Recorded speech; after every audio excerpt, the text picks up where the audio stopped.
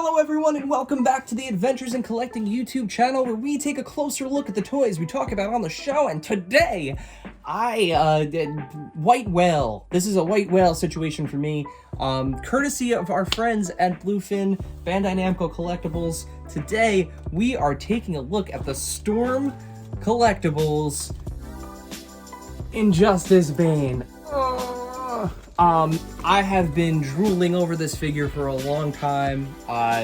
This, to me, from all the art that I've seen, especially from like our friend Darth Dandada Sharif on Instagram, this is like the Bane figure. I love the games. I love the art of the games. I love Bane's design in this game. To me, this is just kind of like the ultimate combination of like a film-looking Bane along with the comics. It's just chef's kiss. So let's take a quick look at the box here before we hop in and take a look at what's inside. So if you are familiar with Storm Collectibles, this is kind of your normal box here. We get the nice big art of the figure here in the corner. We get the Storm Collectibles logo. Again, looks great in box. I can see it's wrapped in all types of plastic to keep the paint safe, which is much appreciated. We get art on the sides of Bane and the details, and along the back we get more detail of what the figure looks like, the various poses you could get it into. Of course, the logos for WB and Injustice. This game is amazing. Both of them are, actually. I have them both on the PlayStation. So let's pop this guy open. Let's get him in the box. And let's take a closer look at the Storm Collectibles Injustice Gods Among Us Bane.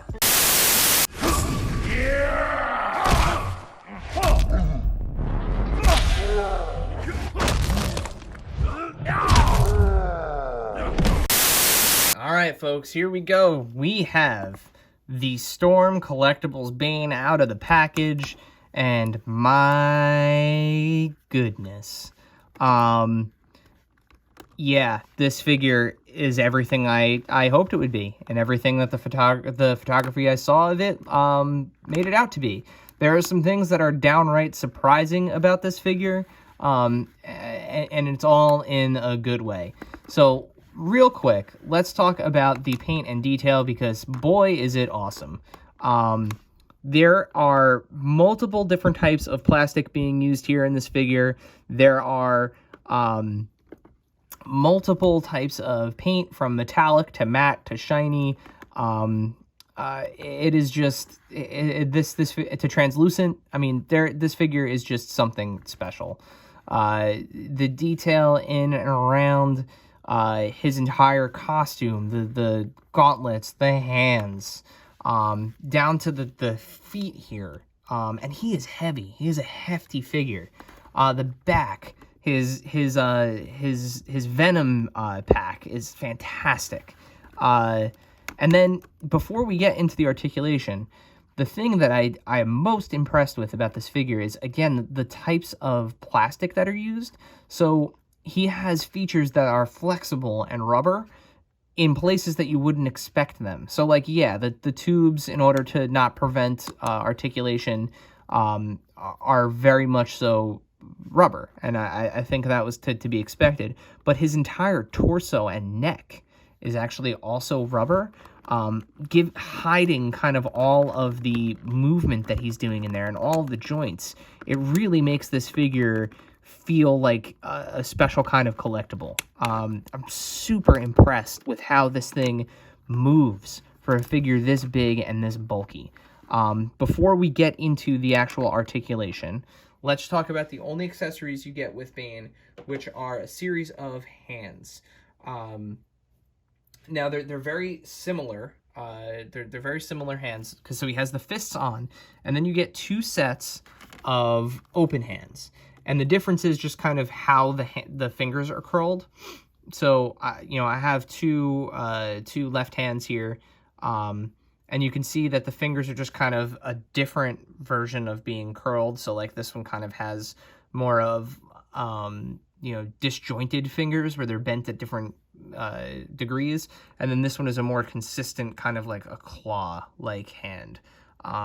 Yeah, and the same goes for the right hand. So those are the only accessories you get with Bane.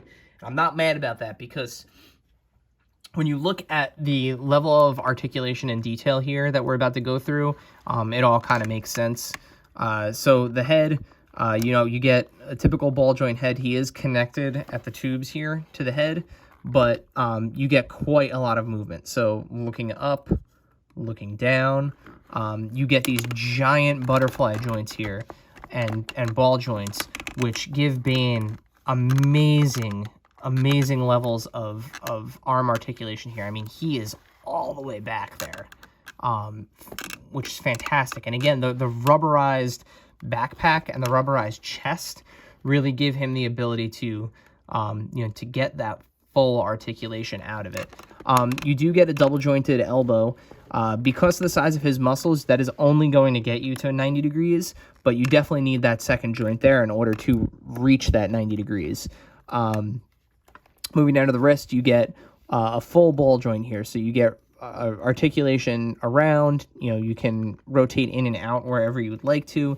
And the hands are also that soft rubber, which is just awesome because it makes them, you know, a little bit more pliable. And again, a little touches. His gauntlet is nice and rubbery. So as you move it, the gauntlet moves with his hand, kind of hiding, once again, you know, some of the articulation there. Really, really smart stuff. And as you can see, kind of the veins throughout, including in these butterfly joint pieces, which, you know, you can move kind of separate to everything else to make sure that they don't break up that that vein look. Moving to the torso, there is an ab crunch, upper and lower, and you can see the upper part of the torso here, right below this rubberized vest that he's wearing, and you get significant movement out of it. So that's a full crunch back with both joints moving there, and you get a lot. Same forward. I mean, he moves almost like the new Marvel Legends Retro Spider-Man does, which is insane. As for his legs, Bane can pretty much do the splits, which is fantastic. Great movement. I mean, look at how high that kick is. I mean, Bane is never going to do something like that, but this figure is able to do it. He can kick really far forward, which is something that Bane definitely would do. So awesome front kick, and then you can just move the one leg forward in order to get that back kick. Moving down to his knees, we get double jointed knees, and look at the amount of movement. We're almost kicking ourselves back there. Even with the size of these legs, you know, he's getting quite a bit of movement out of that double jointed knee. And then down to the feet, we have the articulated toe that you can see here, as well as some rotation in the foot, and a little bit of up and down. But again, he is a big guy. We need big, strong, thick feet in order to keep him stable, because he is very large. How does Bane scale with some other figures? So as you can see, Devastator is smaller than Bane. Now, here's the thing. So Bane is one of those characters where he has been many different sizes, and in Injustice, he is massive. He is a very, very, very big guy. And you could make the argument that depending on the amount of venom that is pumping through him at any given time will make him shorter or taller. To me, kind of in this scale, Bane being bigger than Doomsday or Devastator in this case, it's fine. I think that is totally fine. I think it works. I think the poses that you're going to get between these two would still be amazing. So yeah, no problem there. Then, you know, sticking with the McFarlane stuff, of course, you know, you got to have him at some point up against Batman. And I mean, come on. That is perfect. That is absolutely, absolutely perfect. He is hulking. He is big. It reminds me of the Arkham Asylum games, how big Bane is compared to Batman there. And this is, of course, is the Arkham Batman. I think this works fantastic. I cannot wait.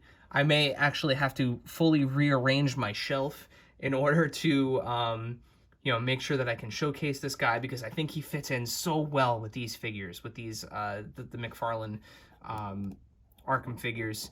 It's nearly perfect. and I don't think you know, you're gonna get a better Bane.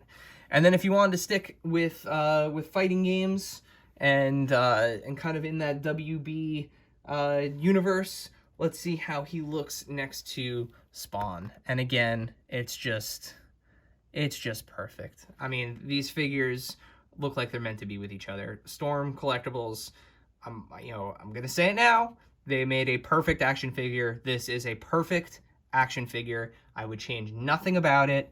Yeah, it is an absolutely fantastic action figure. And with that, let's flip it around. Let's wrap this up.